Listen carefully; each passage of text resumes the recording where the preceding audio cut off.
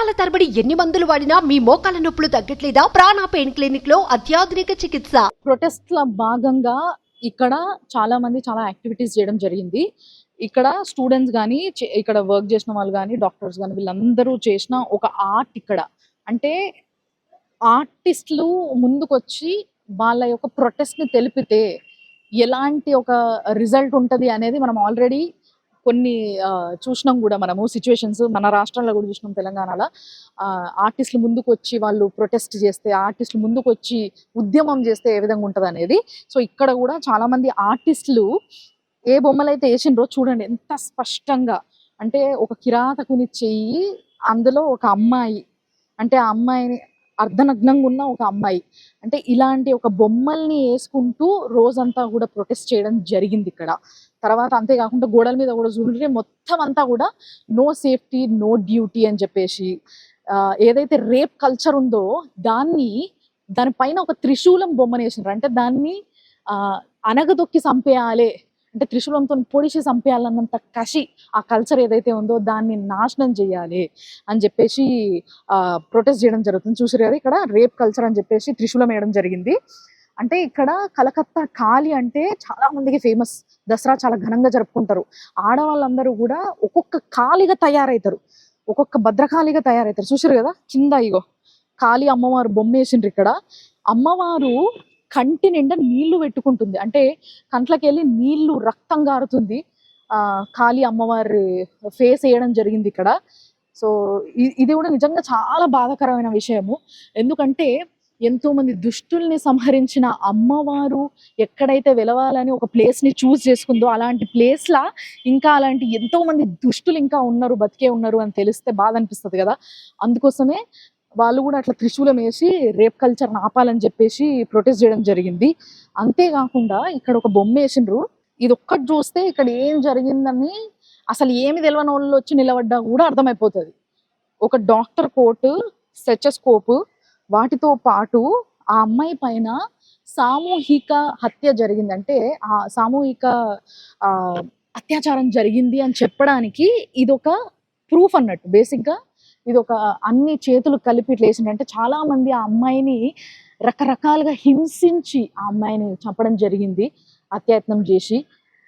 తల్లిదండ్రులు కూడా ఇక్కడ హాస్పిటల్లో ఎప్పుడైతే ఆ పిల్లని చూడనీయలేదు, ఆ విక్టిమ్ని చూడనీయలేదో అప్పుడు గోడలో పెట్టుకున్నారు.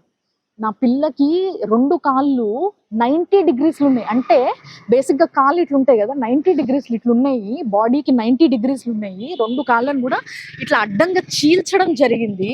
ఆ పిల్లకి అద్దాలు ఉన్నాయి, కళ్ళ పైన కొట్టడము ఏం జరిగిందో తెలియదు కానీ ఆ కళ్ళద్దాల ముక్కలు, అంటే ఆ గ్లాసెస్ అన్ని కూడా ముక్కలు ముక్కలుగా ఇరిగిపోయి కళ్ళల్లో గుచ్చుకొని రక్తం గారింది. ఆ పిల్ల మెడని మొత్తం నులిమేసి బాగా హింస పెట్టిండ్రు. అర్ధనగ్నంగా పడింది. అసలు రకరకాలుగా హింస పెడితే ఆ అమ్మాయి యొక్క ఎవరైతే ఇప్పుడు అభయ అని మనం చెప్తున్నామో విక్టిమ్ని, ఆ అభయ ఒక చేతి గోర్లల్లా విక్టిమ్ చేతి గోర్లల్లా ఎవరైతే అత్యాయత్నం చేసిండ్రో వాళ్ళ యొక్క స్కిన్ కూడా ఉంది.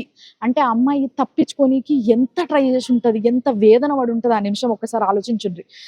గట్టిగా అరిసి గీకి రక్కి అట్లా చేయడం వల్ల ఆ అమ్మాయి గోర్లల్లో మొత్తం కూడా ఆ పర్సన్ ఎవరైతే ఆమె మీదకి వచ్చారో ఆయన స్కిన్ మొత్తం కూడా ఆమె గోర్లల్లో దొరికిందంట.